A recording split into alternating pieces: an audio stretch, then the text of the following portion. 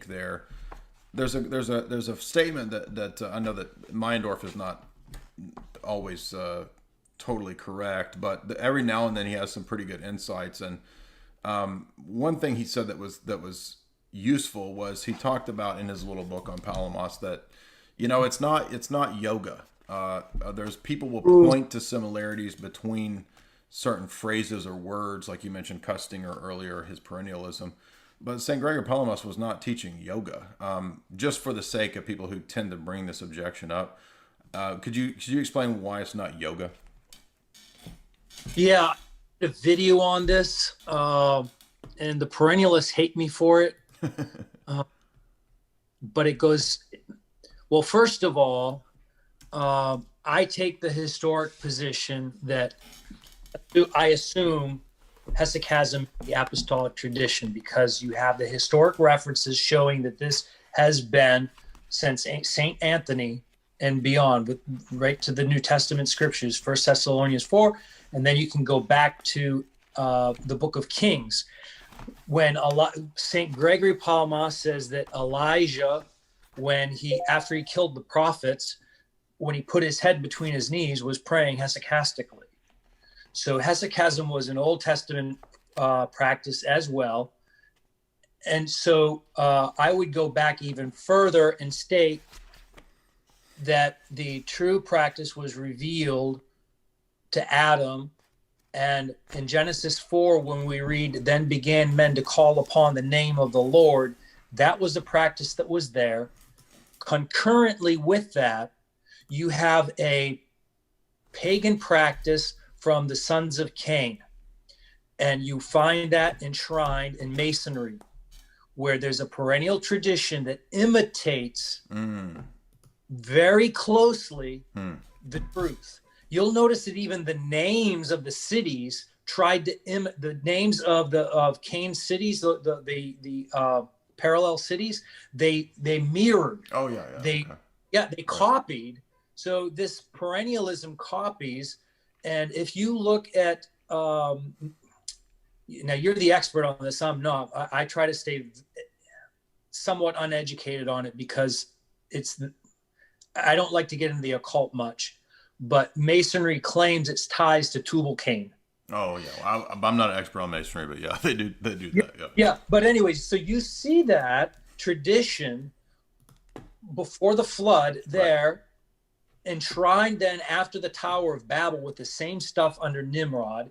And it's so close on some things that unless you have eyes to see and ears to hear and really want the truth, you will be led astray. You'll be deluded. Yeah. That, again, think back to my analogy earlier between the businesses, right? I create a copycat business with the same logo and a little bit of a different name. And 100 years from now, people look back and think, "Oh, they were working together. They were the same business." No, we weren't. It was a copy.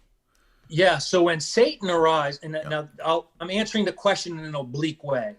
So when Satan arrives and we have the Antichrist, it's going to duplicate what Christ did with minor differences. He's going to reign 42 months.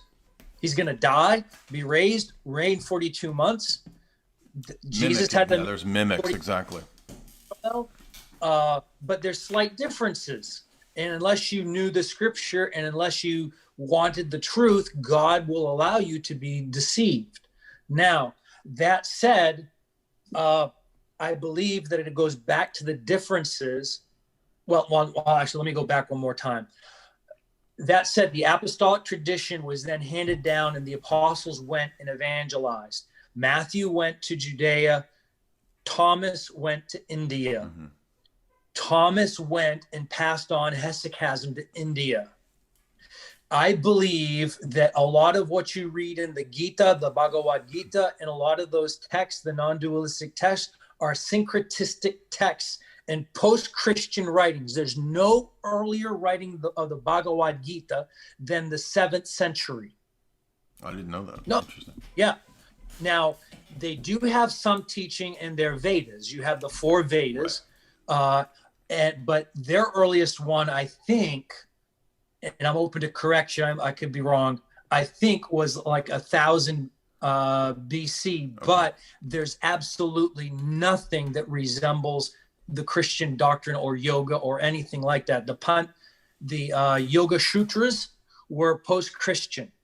So my contention is that the apostolic tradition came to India. And if you talk to a Malankara Thomas Christian, they'll say Thomas was there, and a lot of these practices are just perverted Christian practices. They'll tell you that. Wow. So what happened is it got perverted, because I've gone through the Bhagavad Gita. I learned how to read Sanskrit during my first deployment, basic Sanskrit, so that I could answer these things because I ran into it. And what I found is that it's basically perverted Christianity on some things. Where it differs is number one, the energies, it confuses the material energies with the spirit. So your pranayama, right? I think it's called pranayama, the breath yoga, and then they repeat the name of God and they say Om, visualize. Well, they're taking the material things and substituting that symbol for the reality of the supernatural grace. Right. And so because of that similarity, somebody can go and malign the truth. And that's what's happening. The second distinction is that they would say, what is it? Is it Satanam? Anyways, I am God, the Sat, the truth. So they identify with a non-dualism to the point that they have denied that it's uncreated grace. So there's a lot of distinctions. There's the perennialism built into it, but there are the physical similarities. I'm not going to deny it. The reason why that part is true is because we're body, soul, and spirit, and your mind follows your breath. That's an apostolic saying. So when I'm running, I find it very difficult to keep up with the Jesus prayer. I have to keep up my invocation of it to the same speed as my breath. That's another discussion in and of itself. Bottom line is, I believe that the apostolic tradition was perverted. It was there in some sense. There's some truth to what they're saying, but it's perverted, and they're referring to a material energy and not the energy of God. And then lastly, when somebody practices these things, they are able to commune with demonic energies, which personate as angels of light. Paul meant that. Paul says, for if he that comes to you preaches another Jesus, or if you receive another Jesus, right? 2 Corinthians chapter 11.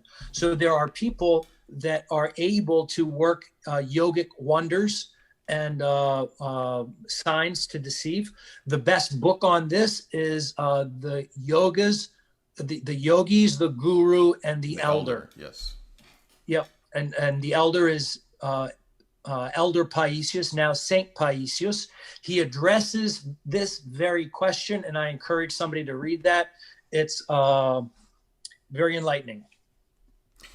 I would like to bring up too, because we got that question raised in Father Meyendorff, and setting aside the criticisms of Father Meyendorff, one thing I did find out was that there's a book that he did on St. Gregory Palamas that is really good,